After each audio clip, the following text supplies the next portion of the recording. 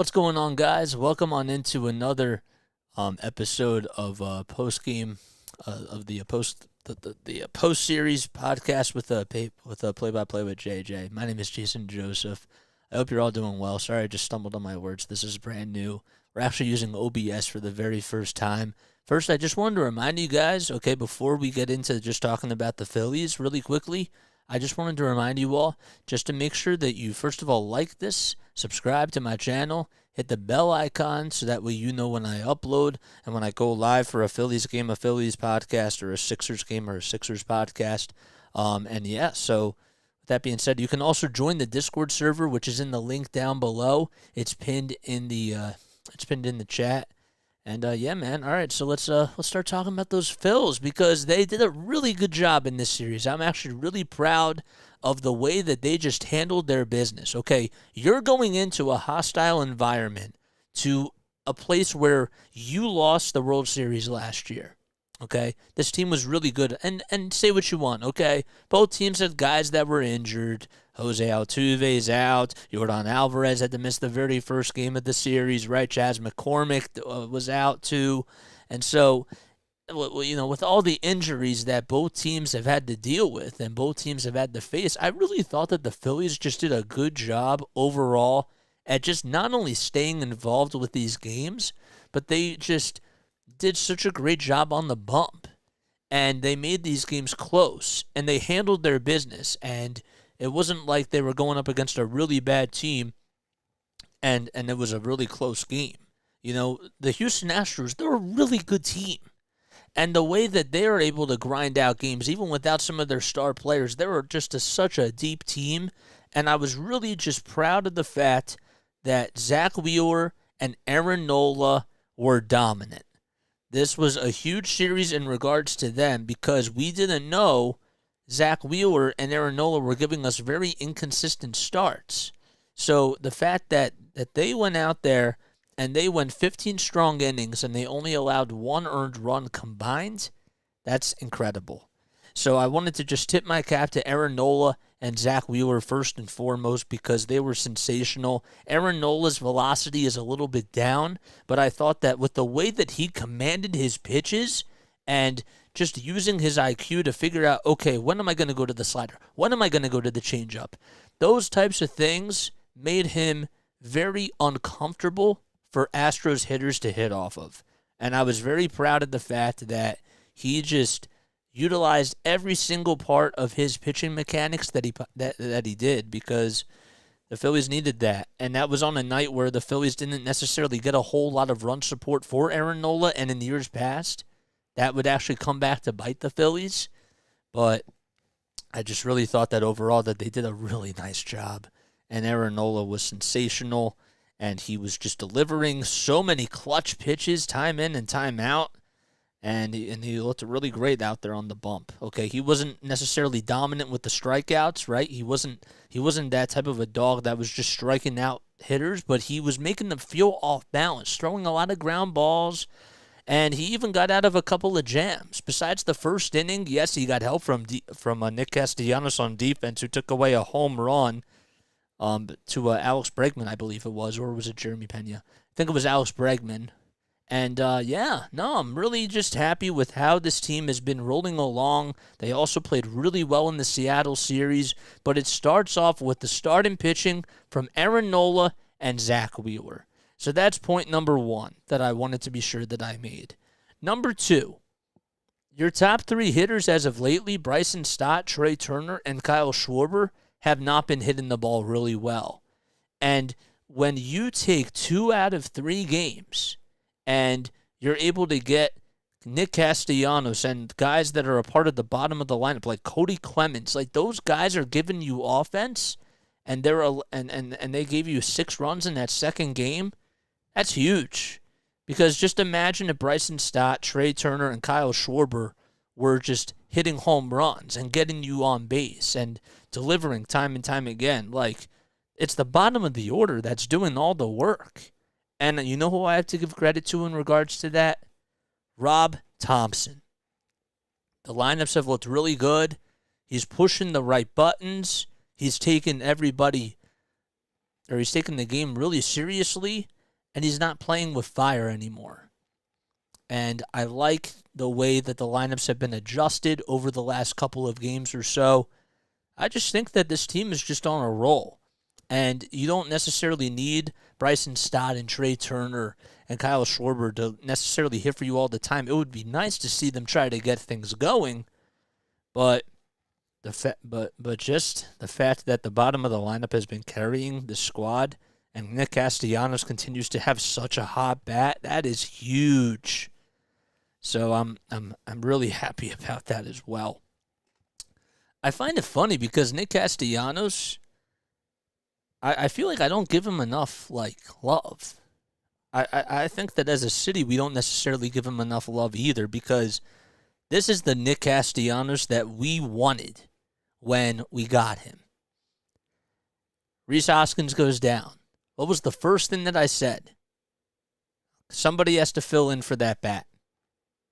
And Nick Castellanos and Alec Boehm overall have answered the bell. I'm proud.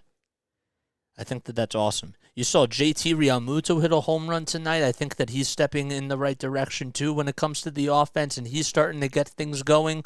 That's a great sign. Cody Clemens, 2 home runs in his last 2 games in Houston. Impressive. The fact that Cristian Pache goes down, it's just that next man up mentality that this team has. And these guys are hungry, and they're dealing with the injury bug, right? Derek Hall's out.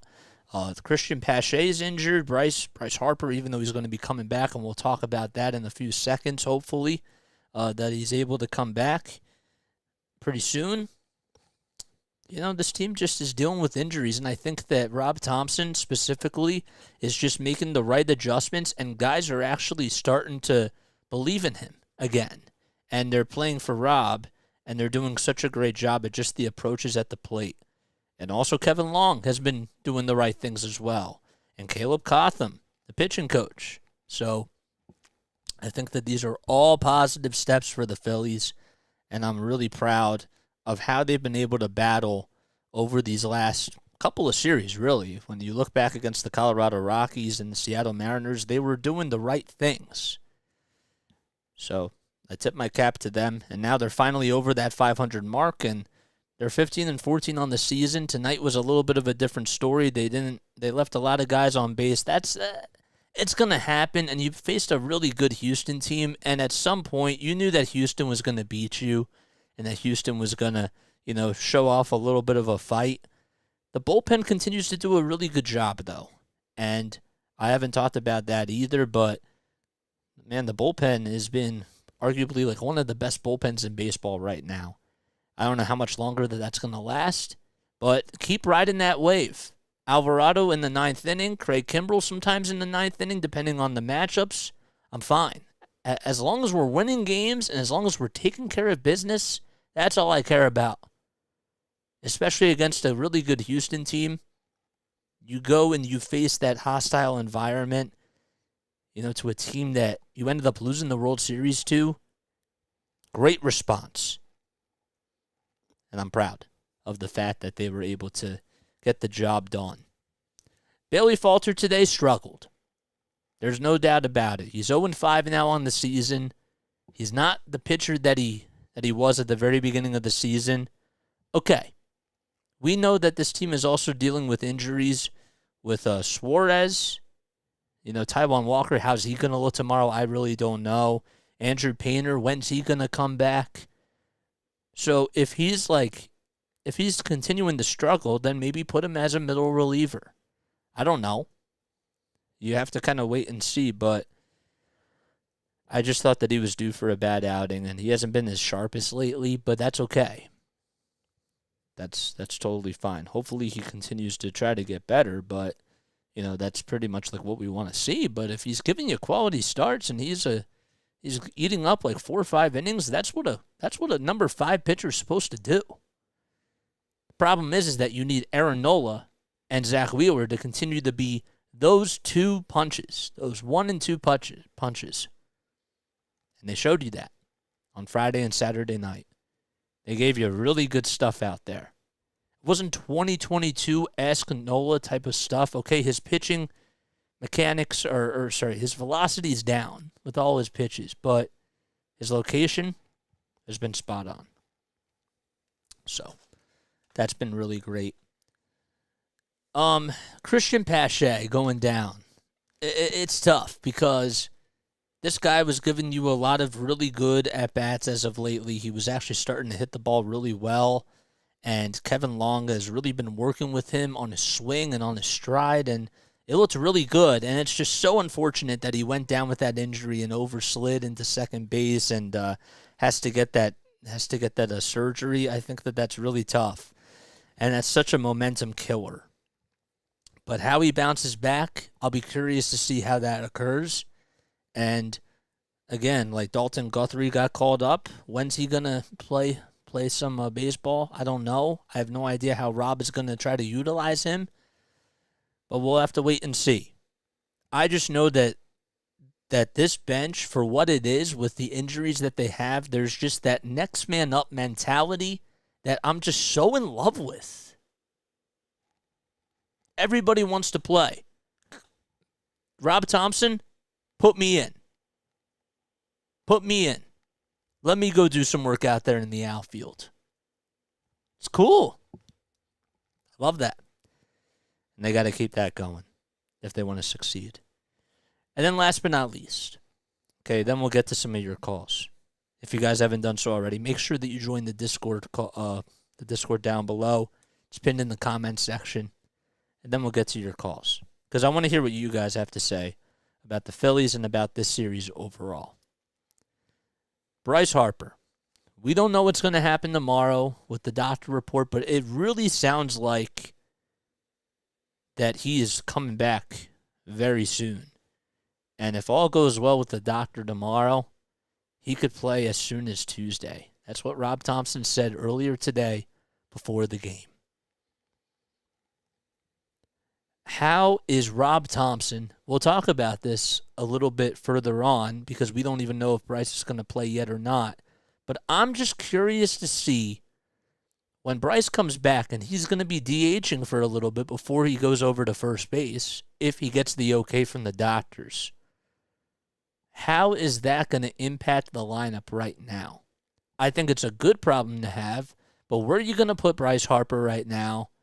And will Nick Castellanos and Kyle Schwarber have to play more? Like, how long can Bryce Harper as the DH last?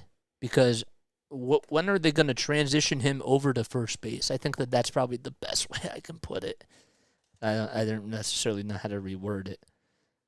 And I ask that because Kyle Schwarber hasn't really played a whole lot of left field this year, and there was even a report that came out that, he was supposed to play a lot of left field during spring training, but he didn't because of the World Baseball Classic.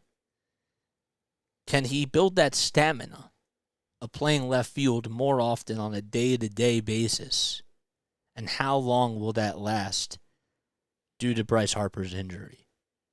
Is Bohm going to be platooning over at third base and first base until Bryce Harper comes back and plays first base, I'm saying?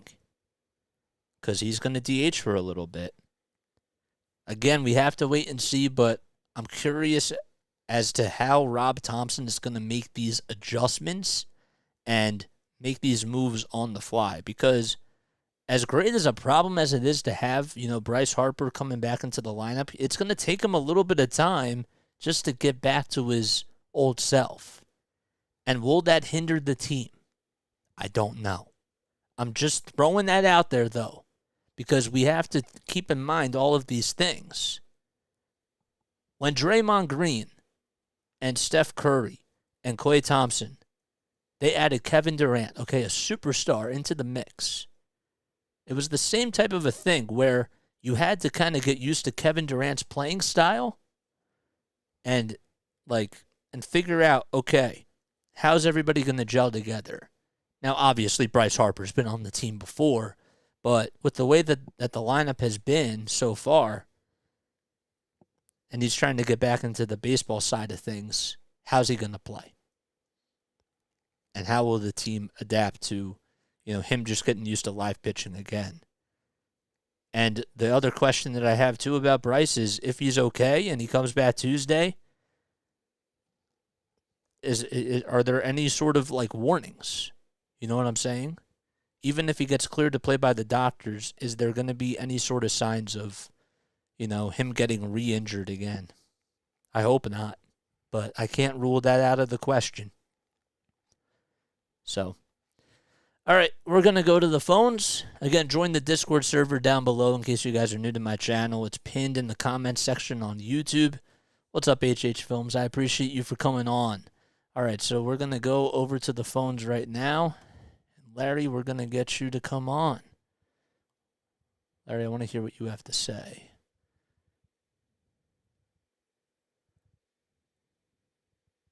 I think you have to invite yourself to speak. There we go. How about now? You got me? Yep, I got you. Can you hear me? Yep, great. Yeah, I agree with everything you said. I feel like there's every little aspect of the team is working together and going well. The bullpen's been lights out all year long. The big names at the top of the order, like Turner, Schwarber, obviously Harper because he's not there, Right. aren't doing that. But the bottom half of the order is carrying the team. The bottom half of the rotation, carried them. And now that Wheeler and Nola are coming around, every little thing like that has been contributing. There's not one thing. There's not one guy, carrying the team on his back. It's everybody. Schwarber's not carrying the team on his back. Right. But they haven't needed it. Marsh, Bohm, Castellanos. Now Real Muto seems to be getting hot. Yep. Yeah, they really. That's the thing I liked last year about this team, and I think it's even better this year, is the whole team mentality. They win as a team. It's not two big superstars and everybody else just riding on their coattails. It's everybody doing their job. Soto and Strom and Sosa. Yep. Yep. The problems we have are good problems to have. I'm thinking once Harper comes back, that's going to cut into Sosa's playing time probably because Bohm will move back over to third. And Sosa's been a regular pretty much.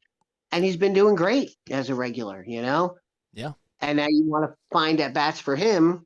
But, like that's a good problem to have to figure out how to get him in there because you want him in there because he plays well. I was glad to see I looked at the lineup tonight and I said Clemens is in there. Thompson's rewarding him because he's showing some signs, that he might be a good player. So get him some at bats, get him in the order. Yeah, I was glad to see that. And so, the bullpen's been lights out. I feel like the bullpen has really carried the team with Nola and Wheeler taking a little time to work themselves into shape where they're, the one and two pitchers they should be. And the bullpen's just been picking up the slack for everybody. This bullpen's been lights out.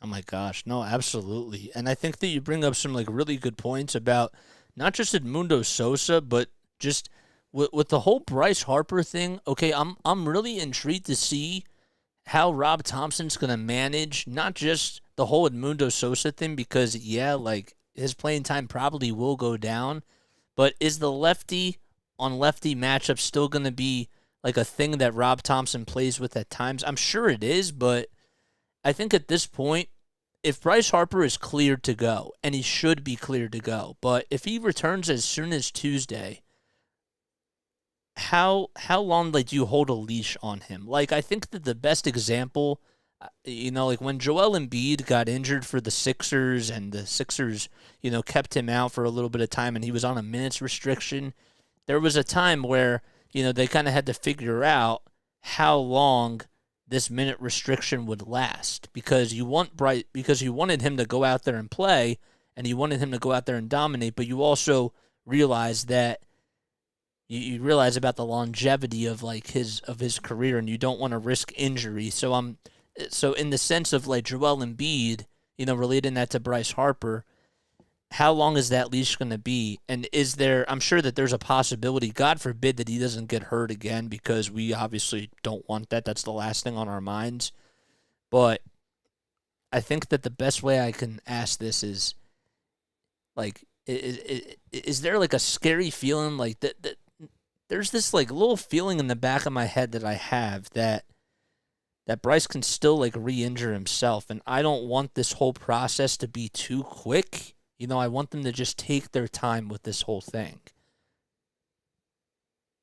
Yeah, there's no need to rush Harper back the way everybody's been playing, and he wants to get back as soon as possible, and he's going like crazy on his rehab, trying to get back earlier than expected and all that.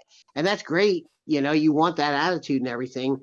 But I feel like, hey, take your time, don't rush it. Let's not, cause any further injury from rushing him back, Right. because we've got the depth to get by without him. We've been getting by without him. Not that I don't want him in the lineup, Of course. but yeah, there's no rush. I mean, if he was injured, that he was out for the season, that would be terrible. That would be disappointing. But I still think this team would be a contender. Oh, me too. It's so funny that you say that, because I've always said that even with the Rhys Hoskins injury, as terrible as that is, and as awful as that was, that he tore his ACL and that he's probably, they still haven't even ruled him out for the season yet, which I think is kind of, funny in that sense. But even without Rhys Hoskins, this team just has so much depth in their lineup. And you take out the fact that Kyle Schwarber and Trey Turner and Bryson Stott right now are struggling. Like, your top three hitters are struggling, and yet the bottom of the order and Nick Castellanos are helping this team be very competitive. And I don't know, there's just something to it. And now Aaron Nola and Zach Wheeler are pitching really well. They're going to need that regardless of whether or not Bryce Harper comes back. But I just think that this team is just so deep, and this is probably the deepest Phillies team that we've seen probably since 2010. Yeah. And the one guy I think that we haven't mentioned yet that gets a lot of credit for that is Dave Dombrowski. Yes. You think all the moves he's made, all the people he brings in, every button he pushes seems to work. Like, he's got the magic touch. Larry, you know what? I came to terms about like maybe a year ago that God is literally Dave Dombrowski. I literally came to terms with that, because in Dave Dombrowski I trust. Like, I stopped praying, because I realized that Dave Dombrowski is God. Because with the way that he has constructed this team, and it's not just about the now, it's about like hiring Preston Mattingly, to be in charge of the whole scouting department, and just building up the future while also being very competitive now. That it's just like what Howie Roseman's doing for the Eagles. Yeah, that's a tough balancing act to contend now, and also build for the future, and not, use your resources, do something like the Rams did and just go all in for right now. You win a championship, that's great, but you've mortgaged your future. You have no first round picks. You've got these overpriced free agents that gave you a good year for your big run for the championship. That's a lot of teams do that, but Dombrowski is able to do both, to build for the future. And this team at one point had a really empty farm system. They had one of the worst farm systems in the league, and now they're producing people. They're bringing people up, and they've got depth, and they got a lot of young guys.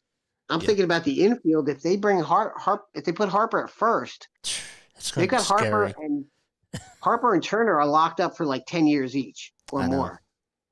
Stott and Bohm are young guys who they can will probably get longer term contracts at some point. Yep. And that's your infield right there. That's four guys for the next 10 years, maybe. Yep.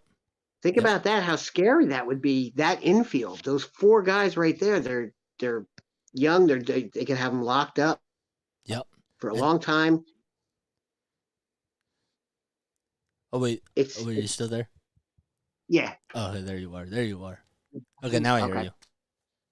Okay.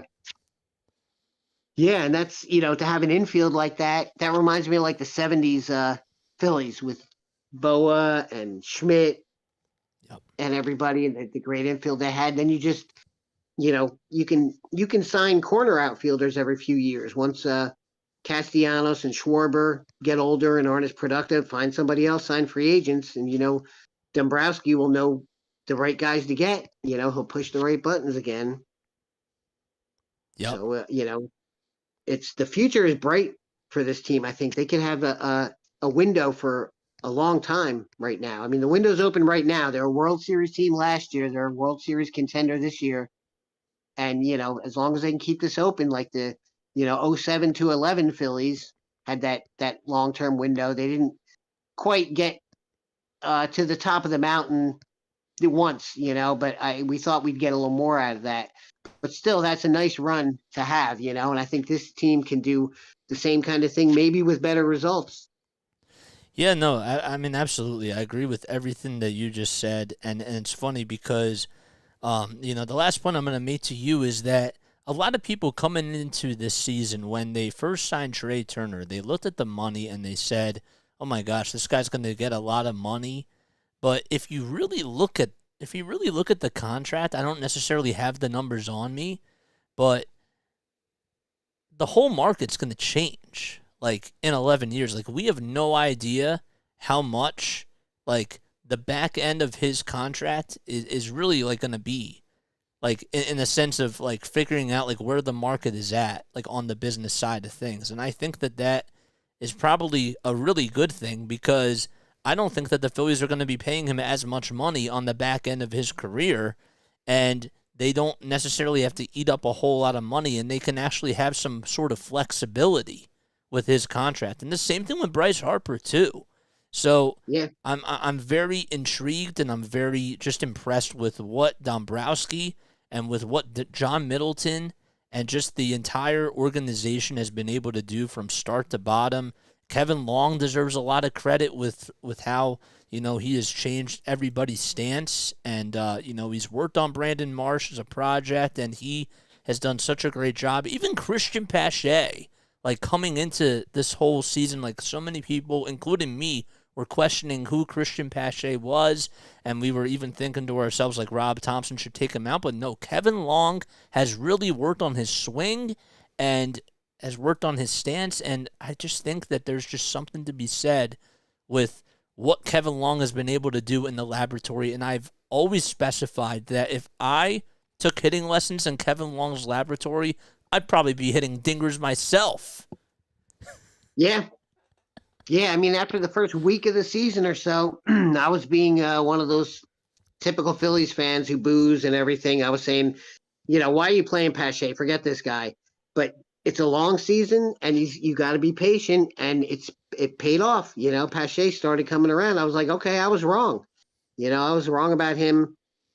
And when they first brought Marsh in, I figured good defense, but he's not going to give you much on offense. And he's the best hitter on the team. Yep. Right now. I mean, exactly everything you're doing. I'm glad you mentioned Middleton. I was going to bring him up too because it starts at the top. Middleton's willing to pay them to spend the money, willing to go over the luxury cap, and give the money to Dombrowski, and Dombrowski goes out and gets the guys he gets, and then he hands them off to Thompson, and Thompson plays them and juggles the lineup however he does it, and every one of those guys is doing their job well. Yep. And that's what's from the top down, it's working, I think. No, absolutely. Larry, thank you so much for coming on here. I really appreciate it, man. Always a pleasure to talk to you. Yeah, it's great to be on again. And this time you're actually going to hear yourself because I have the audio playing over the airways, so you'll be able to hear yourself like once you get off. Yeah, I'm going to pull up the YouTube video and like now it won't be like last time where you're just sitting there in silence, nodding your head, and no one can hear the comments. It's so true. Larry, thank you so much. I appreciate it. Yep, keep up the good work. I'll talk to you later. All right, talk to you later, Larry. Thanks for coming. Bye. Oh, all righty. So, yeah, no, I think that Larry just said it best, and I'm really proud with the way that this team has been fighting. They've been grinding out these games, and they're just like so much fun to watch. Okay, like the wins aren't the prettiest, but they're going up against these top tier teams, and they're playing their best brand of baseball. And that's all you can ask. You just ask them to just take care of business, keep the games really close against these great opponents, and make sure that you're just in it till the very bitter end. And that's what they've been doing. And hopefully when they play against the Dodgers, they're on their way to LA right now. They just got to keep that up. And that's all I'm going to be looking for, because the Dodgers, they're playing really well. So if they continue to keep these games close and stay involved with these games, and they're able to at least take one of the three for the series, I think that's a moral victory for them. So, but we have to wait and see how these games go, and we'll have to just play it by ear. But with that, I think we're going to close up shop tonight. Again, if you guys are new to my channel, don't forget to like, don't forget to subscribe. We'll be coming on here after every single Phillies series, so we'll be back on for another Phillies post-series pod on Wednesday.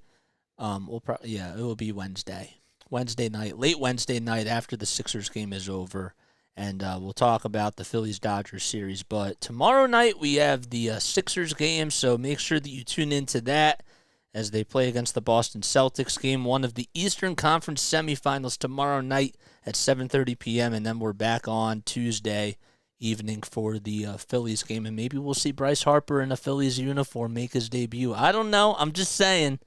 But we'll be back on for the Phillies game on Tuesday night. And, So, once again, if you're new to my channel, don't forget to like, don't forget to subscribe, hit the bell icon, too, so that way you know when I upload. Thank you all so much for tuning in, and I will catch you all on the next one.